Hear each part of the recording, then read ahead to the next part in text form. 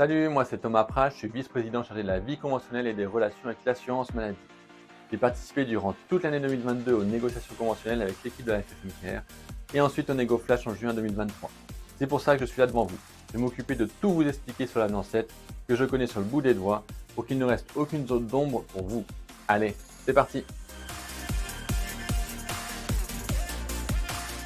Et on commence par le renouvellement des prescriptions de moins d'un an.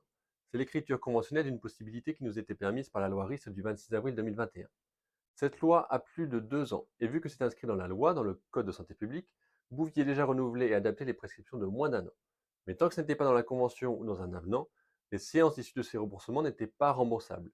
C'est maintenant le cas. Vous pouvez donc renouveler les ordonnances de moins d'un an, renouveler et adapter. Exactement, le texte dit. Le kiné peut adapter, sauf indication contraire du médecin et dans le cadre d'un renouvellement, les prescriptions médicales initiales d'actes de kinésithérapie de moins d'un an. Il peut adapter le nombre de séances renouvelées ou le type de séance à effectuer. Le médecin prescripteur initial doit être informé du renouvellement des séances et de l'adaptation. Quelques points de vigilance. Le kiné peut renouveler l'ordonnance dans les 12 mois suivant la date de sa rédaction, mais la date de la réalisation des séances liées au renouvellement peut dépasser cette date. Le BDK ne doit pas être facturé à l'occasion d'un renouvellement de séance, sauf s'il tombe à l'échéance normale d'une refacturation de bilan, mais il peut être réalisé quand le kiné adapte la prescription en modifiant le type de rééducation effectuée.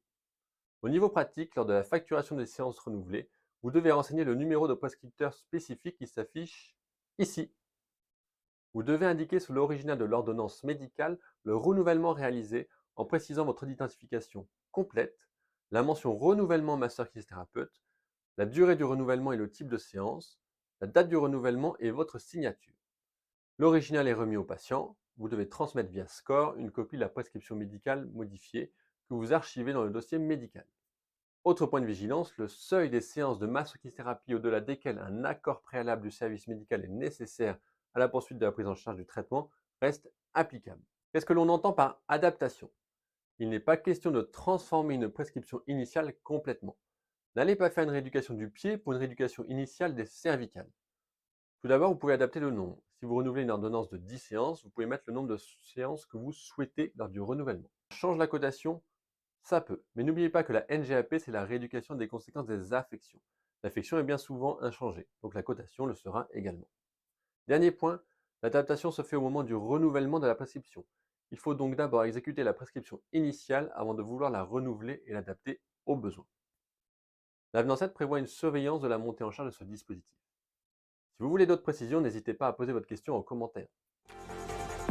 Ces mesures sont la transposition de la loi et sont des avancées importantes pour les kinésithérapeutes, fruit d'un lobbying intense de vos représentants syndicaux. Il ne faut pas hésiter à s'en saisir. J'espère que grâce à cette vidéo, vous avez tout compris. La prochaine fois, nous parlerons des revalorisations contenues dans l'avenant 7. A très bientôt et en attendant, avec la FFMKR, c'est clair.